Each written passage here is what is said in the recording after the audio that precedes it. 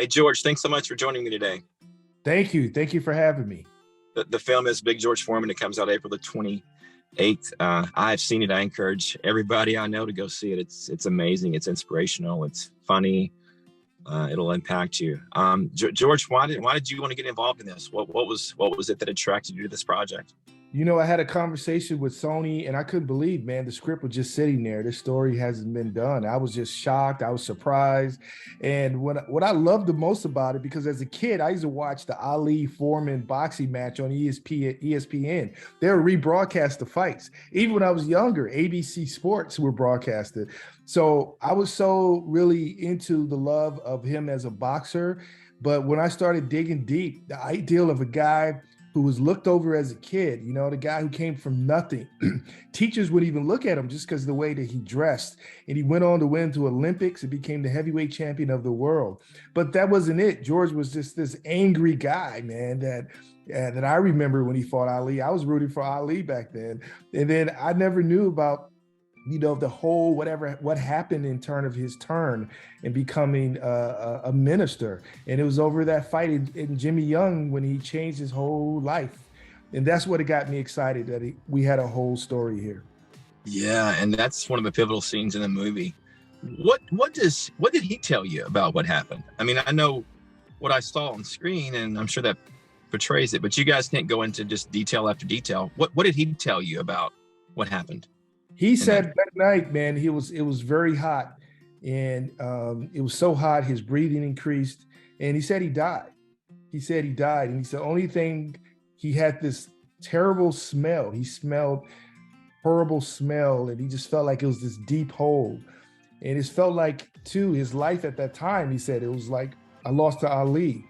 You know, I lost my wife. I lost everything. Nobody was looking at me. I was that same kid that nobody even looked at. And he said he started seeing this hole in death. And once he said, I believed, he said he came back. And from there, he was a believer, a man who didn't believe in anything other than himself and his fists to solve all his issues. That's how George told the story. And he wanted that right, done exactly the way it was done. Because a lot of people couldn't believe, why would a man walk away from millions of dollars and being a boxer? He had a chance to really go after Ali for a second fight, but he left all that. But he said he just wanted people to understand what really happened.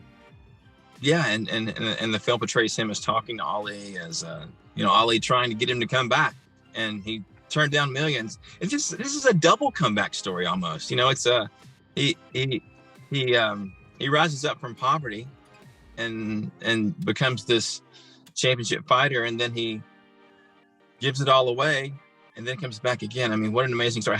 What were the challenges to making a film, a biopic, and kind of summarize all that in whatever, I don't know how long the movie is, 90 minutes or yeah. What were the kind of making that fit into a movie? Man, that was a lot of challenges because his story's so huge. Like you said, it's two comeback stories. And what really makes it all connect together is the first time he was fighting for a comeback for the wrong reasons. He wanted to be heavyweight champion because he thought he was going to be loved. The second time he came back just because he lost all his money and he wanted to save this youth center that he built.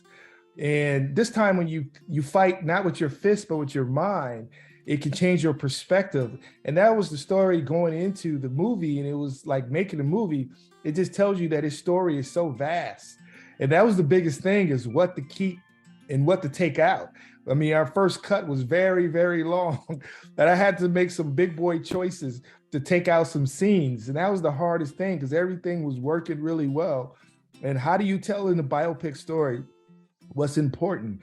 And the main thing is that don't judge a book by its cover, man. Is that George was never meant to go this far, and he did twice.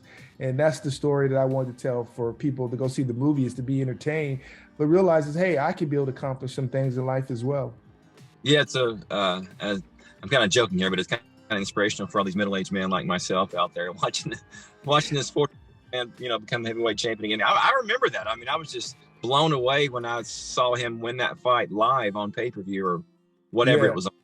Yeah, you remember that, man? Because back and when he made his second comeback in the 80s, and 87 was his first fight, I tuned in and I just saw this heavyweight guy, man. He was like 50 pounds overweight. and he's fighting. Every time he kept winning. So every month he would fight these guys and he would win. He always would say, hey, for all you old guys out here, being in your 30s is no death trap, okay? You know, that's something he will always say. It's not, he said, being in your 40s is not a death sentence, okay? I mean, that's good practical inspiration there. I mean, there's some deeper stuff in the movie, but it inspires. The lead actor gained weight. Tell me about that and how that came about, because that's you know, for those who haven't seen it, those aren't special effects. That's real fat. Yeah, man, that was the key. Because I remember when I was working with one of my heroes, Robert De Niro, I did Men of Honor with him. And I remember asking him, how did you pick up the weight in Raging Bull? And he's like, hey, I just went to Italy and I just ate. We stopped shooting, then we came back. So that was my plan, is we can't have the actor pick up weight while we're shooting the younger stuff. So we shut down for 6 weeks. And our actor, Khris Davis, was very committed to play this part the way it should be played. And he gained, every day was all about calories, man. And he picked up 50 pounds. And that was awesome. At 6'4", he was able to play the younger George and the older George, you know. So only had two Georges, the little boy and him. He did it all. And I didn't want to do any visual effects, because how can you do visual effects with the stomach when you're doing boxing? It can't really. So he picked up all the weight, and we learned all the choreography to the fight to a T for this movie. While he was gaining that weight, was there some sort of trainer helping him out? Or, I mean, how does that work out? I mean, a regular guy would just go eat pizzas, I guess, for 6 weeks, but what did he do? Yeah, we had a great trainer, man. I went to the best, Daryl Foster, who really worked with Will Smith on Ali back in the days with director Michael Mann. He knew the Ali fights. He was a fighter, worked with Sugar Ray Leonard. So we really worked these fights to a T, down to every round and where position they were in and what kind of punch they were. We had a system. And then once we started breaking down for the gaining the weight, with the combination of him and a trainer from the New Orleans Saints came down and helped us, and they were just picking up the calories. I went away for 6 weeks. I didn't want to bother my actor. When I came back, I couldn't believe I was looking at the new George Foreman, the bald head, the big stomach out, and he wasn't the same guy. And that's the dedication I love. A couple more questions for you. I'm sure you worked with Mr. Foreman directly on the script. What kind of feedback did he give you? Yeah, the feedback was great. I mean, first, making a movie about someone who's alive and living is tough, right? So there was always this nervousness there. And in the material, in the script, he would just give us some ideas and thoughts. You know, this character wasn't here, that character wasn't there. He was very adamant about that locker room scene and getting that right. In his relationship with his mother, he really wanted people to know his mother did not want him to fight all the way through his career. She never even came to a fight. He really wanted that to be there. But when it came to making a movie, he gave me the full will. He only came to the set one time, and he was only there for a couple hours, and he left. He came while we were shooting the Joe Frazier fight. I was nervous because that was his most famous fight. I thought we were going to be doing something wrong. He said everything looked great, and we were done. And I was happy when he saw the movie in Houston with his family, and he loved the movie. And he said he could see this movie 1,000,000 times. So I was really happy that we did our job. Yeah, kudos to you guys. I think there's you have a Howard Cosell figure in there, don't you?